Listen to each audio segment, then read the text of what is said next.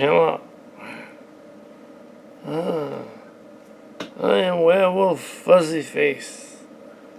I am going to do a review of Ready Player One, which I've just seen at the theater several hours ago.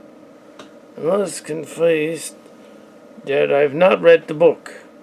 I have no idea what is going on in the movie. It's just as well since I didn't follow the movie very closely anyway. Yeah, there's a Back to the Future car with a Knight Rider swishy thing on the front. Yeah, there's a classic Steven Spielberg trope of a young adult or kid teen deciding to go on an adventure. And there's also some tropes of Japanese anime as well. And of course the Akira bike.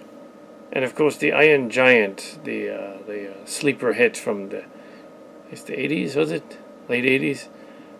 Yes. Although in the movie, for some reason, spoilers, they give him guns and they make him armed and stuff. They didn't like that. Well, you figure the kid doesn't know that it didn't. He just liked the character. Although they could have made him a Voltron, as Mark Collins had mentioned in the book, there's supposed to be a Voltron in it. But instead they have a Gundam. Gundam is the same period, but no, you need a Transformer Autobot.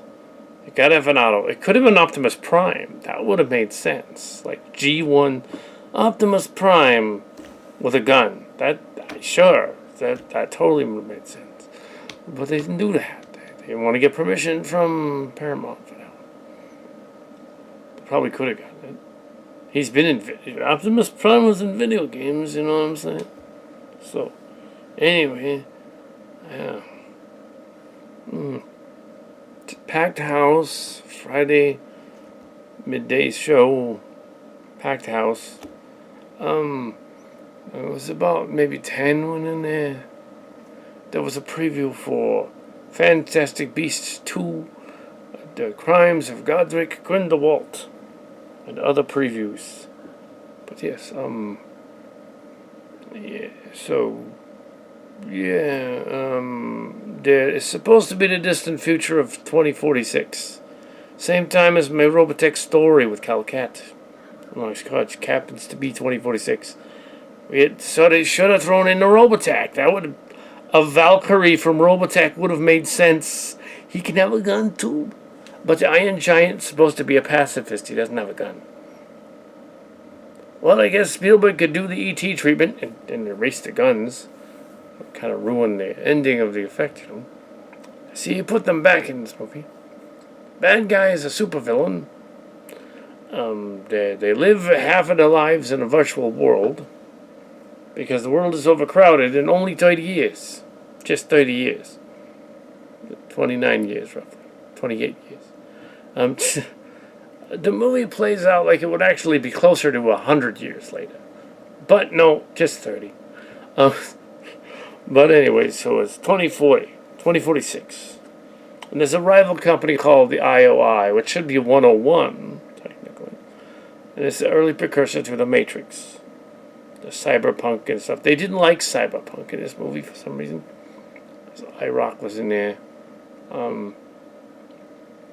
Yeah. There were a bunch of weird choices in there. I guess, well, from the standpoint of the book, they couldn't do everything.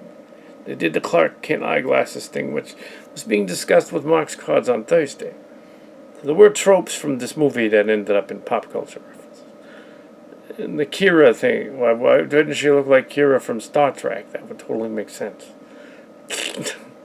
But yes, in the Shining scenes, they got permission to do the Shining, and they didn't get permission. Maybe it's part of the book, I don't know. And not the Breakfast Club scene, which is in the book, I understand. There's a scene with the Breakfast Club in it. The Shining? Why did they choose The Shining? Spielberg might have helped on it, I don't know. But odd choice of stories there. I've not seen the other reviews. I've only seen 5 minutes of the Stone Gremlins one, and I have not properly explored it. I am compiling the Robotech movie for the Comic-Con. Well, it's not for the Comic-Con. It's going to be out before the Comic-Con on video, so you can watch it on the Calcat site. It's a 46-minute technically a pilot. But yeah, so doing a commercial for that I shouldn't be doing. Now back to all right, back to the movie.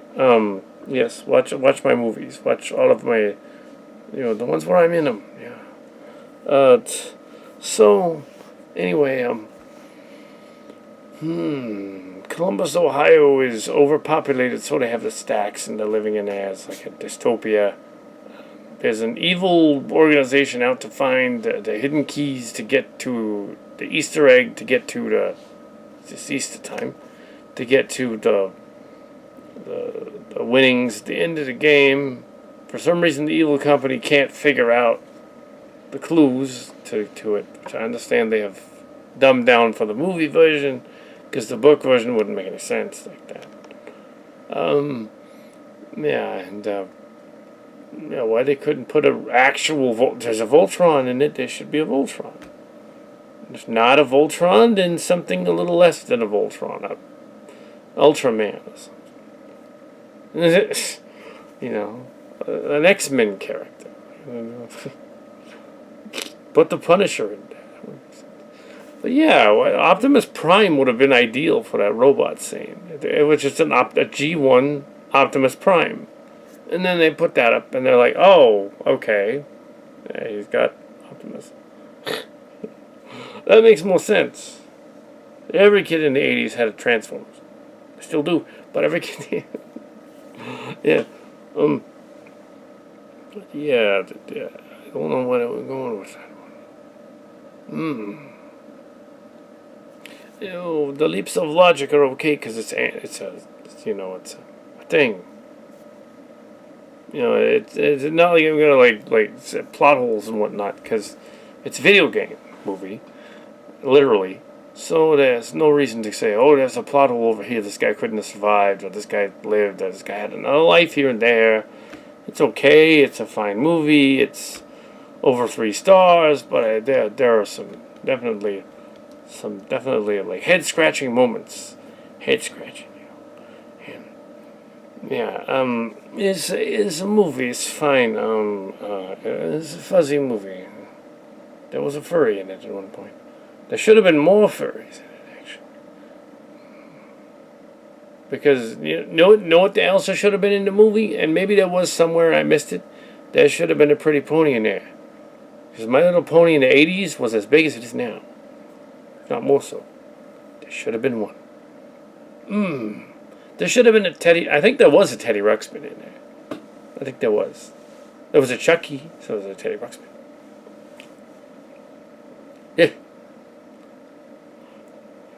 Yeah, so... It's cute, right? No Voltron. No Optimus Prime. No Megatron. We'll make a Megatron then. It's Megatron. Schmegs comes in, he's like... One shall stand, one shall fall. Like, that's the way the game should have ended, with him guessing whether Prime should die or not. Yeah.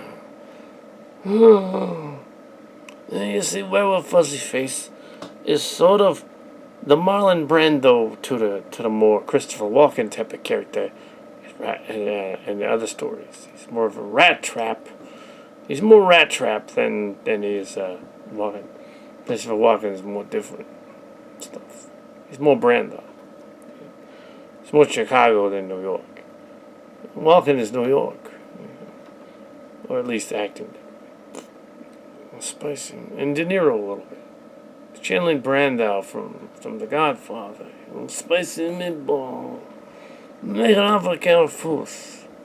There should have been a reference to that in there. That was the 70s and 80s.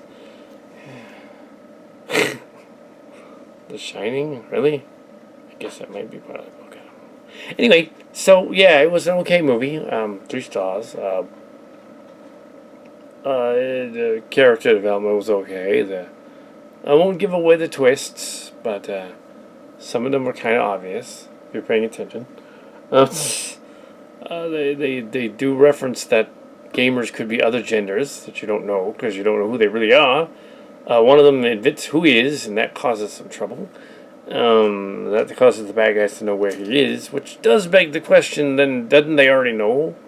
That was a plot hole, because they would have already known, everyone in there if they was running the whole thing. They would have had, like, their accounts and stuff. They would have known who they were. Yeah, that's not encrypted and stuff. Yeah, if they were the evil organization, they would totally know everybody. But then the movie would be over because instead of the bad guy trying to destroy the guy's, like, stack house thing, they would just go to his house and arrest his ass. Cancel his assets and stuff. Then he loses the game, and then it's over. Yeah. It's a really badly run mafia organization there. They did not know how to do that. You don't do it like that. No, you put them in a trunk and you put the relatives in. I don't know. I watch a lot of movies. Anyways,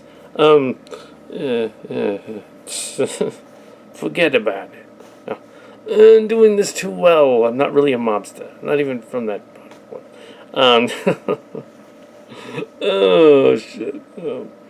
Yeah, I'll go and see Ready Player One. This is my review. Kind of a non-review, just commenting on the weird stuff that was in it. Backwards and fast and stuff. Yeah, so that's my review. It's a short review from Werewolf Fuzzy Face, co-director of the Robotech, Transtech pilot movie sequel to Bioship. Sequel to sequel to, what was it, Endless Circle. Endless Circle, Space, Bioship, and now this one. Of which is probably part one of... There's probably going to be another 46-minute chapter in this particular genre story. I haven't written that one yet. But, yeah. So, anyway. That's my review of the Bioship. Yeah. And for some reason I went on about my thing instead. Actually, my review of sort of the other movie. But I kept going back to my movie. Yeah.